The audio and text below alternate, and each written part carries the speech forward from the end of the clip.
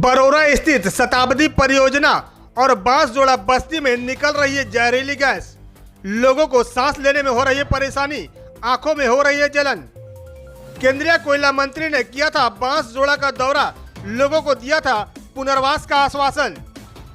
Jharia master plan के तहत लोगों को बसाना बीसीसीएल और जिला प्रशासन के लिए बन रही है चुनौती। एएमपी कोलियरी के शताब्दी बरोरा हाजरी घर के समीप बरोड़ा टुंडू सड़क के दोनों किनारे लगे भूमिगत आग में लगातार बारिश का पानी गिरने से जहरीले गैस का रिसाव होने लगा है। इससे इस सड़क पर गुजरने वाले लोगों व आसपास रहने वालों को काफी परेशानियों का सामना करना पड़ रहा है। भूमिगत आग की दक्षिण दिशा के कुछ ही दूरी की मीटर पर एएमपी कोलियरी का शताब्दी हाजरी घर व वर्कशॉप भी है, जहां सैकड़ों कर्मी 24 घंटे ड्यूटी में तैनात रहते हैं। वहीं भूमिगत आग से पश्चिम दिशा में लगभग 150 मीटर की दूरी पर घनी आबादी वाला लाला धौड़ा एवं प्योर बरोरा बस्ती है। तेज हवा में भूमिगत आग का यह जहरीला धुआं हाजरी घर और बस्ती तक लगातार पहुंच रहा है। तस्वीरों में आप साफ देख सकते हैं किस तरह से आग लगी हुई है और किस तरह से क्षेत्र में धुआं उठ रहा है। बस्ती तक जहरीला धुआं पहुंचने से लोगों को घुटन हो रही है। लोगों ने बताया कि बच्चों को सांस लेने में दिक्कत हो रही है और आंखों में जलन महसूस हो रहा है।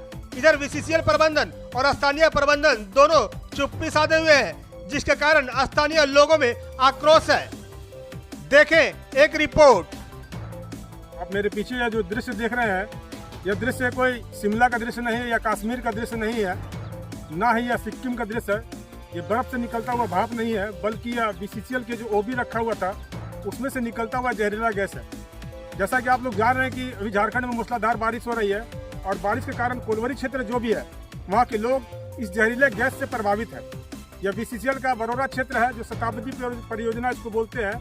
और यहाँ मेरे पीछे आप देख सकते हैं, मैं कैमरामैन से चाहूँगा कि दिखाएं पीछे में किस तरह से यहाँ जहरीला गैस निकल रहा है और इस गैस से लोगों को काफ़ी परेशानियों का सामना करना पड़ रहा है। यहाँ के लगभग इस कोलियरी के अगल बगल में दर्जनों गांव हैं। गांव के लोगों का साफ तौर पर कहना है कि इस निकलने वाले जहरीले गैस से आंखों में जलन हो रही है, सांस लेने में परेशानी हो रही है। खास करके बच्चों और बुजुर्गों को काफ़ी परेशानियों का सामना करना पड़ रहा है। लेकिन बीसीसीएल प्रबंधन इसमें कर भी क्या सकती है, क्योंकि यह ओबी काफ़ी दिनों से रखा हुआ है और इसमें आग लगा हुआ है। और जब बारिश होती है तो स्वाभाविक है कि इसमें से गैस निकलेगा और ये गैस जो निकलता है ये जहरीला गैस होता है। यहाँ के लोगों को सांस लेने में परेशानी होती है। अभी हम लोग खबर बनाने आए तो हम लोगों को सांस लेने में परेशानी हो रही है, बोलने में भी परेशानी हो रही है।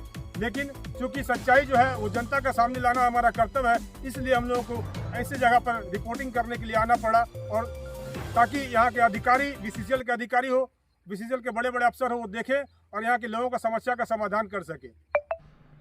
वहीं दूसरी ओर धनबाद जिले के बीसीसीएल एरिया 5 अंतर्गत बांसजोड़ा बस्ती में लगातार जहरीली गैस रिसाव हो रहा है। बारिश में यह मुसीबत और भी बढ़ जाती है। बस्ती के समीप कोलियरी का हाजरी घर है, बंद 6 नंबर पीठ से जहरीली गैस का रिसाव हो रहा है। जिस स्थान से गैस का रिसाव हो रहा है उसके ठीक बगल में बांसजोड़ा कोलियरी का हाजरी घर है, जहां प्रतिदिन सैकड़ों बीसीसीएल कर्मी अपना हाजिरी बनाने पहुंचते हैं, जहां हाजिरी बाबू सहित अन्य लोग ड्यूटी पर तैनात रहते हैं। गैस रिसाव स्थल क्षेत्र के आसपास 5000 की आबादी है। वहीं पूरा क्षेत्र अग्नि प्रभावित है, जहां सड़क घर में दरार आ चुकी है, जो किसी बड़े हादसे को निमंत्रण दे रही है। बताते चले कि केंद्रीय कोयला मंत्री जी किशन रेड्डी पहली बार जुलाई 2024 को धनबाद पहुंचे थे। कोयला मंत्री इस क्षेत्र का सबसे पहले दौरा कर निरीक्षण भी किया था। स्थानीय लोगों ने सुरक्षित पुनर्वास को लेकर मांग पत्र भी दिया था। मंत्री ने लोगों को पुनर्वास करने का आश्वासन भी दिया था। झरिया मास्टर प्लान के तहत सभी को बेलगड़िया में बसाने की कवायद की जा रही थी। कोल सचिव ने भी बस्ती पहुंचकर निरीक्षण किया, लोगों से बातचीत कर उन्हें सुरक्षित स्थान पर पुनर्वास करने की बात कही। कोल सचिव ने कहा कि अग्नि प्रभावित में रहने वाले सभी लोगों को बेलगड़िया में बसाने की बात कही, जिसे सुन सभी लोगों ने इसका विरोध किया था। इंकलाब जिंदाबाद जिंदाबाद जिंदाबाद, हमारी मांग देना होगा। वहीं बांसजोड़ा के स्थानीय लोगों ने कहा कि हम सभी लोग बेलगड़िया नहीं जाएंगे, वहां किसी प्रकार की सुविधा नहीं है। यदि हम लोगों को पुनर्वास करना है तो कहीं आसपास ही एक सुरक्षित स्थान पर बसाया जाए। स्थानीय लोग हमेशा डर के साए में रहते हैं। चारों ओर आग लगी हुई है। गैस का रिसाव हमेशा होता रहता है।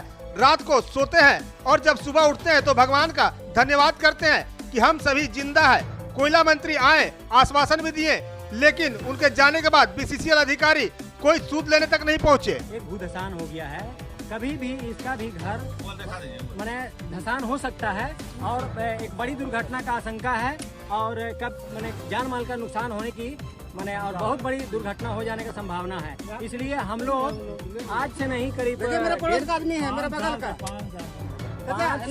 5 साल से करीब ये मतलब अगलगिया का मतलब इस क्षेत्र में मतलब अग्नि प्रभावित हो चुका है और ये मोहल्ला करीब 5,000 लोगों का मतलब आबादी वाला है क्षेत्र है और बीसीएल प्रबंधन खाली आता है, देख के चले जाता है, लेकिन मतलब विस्थापन वाला मुद्दे पे कोई अथी नहीं कर रहा है।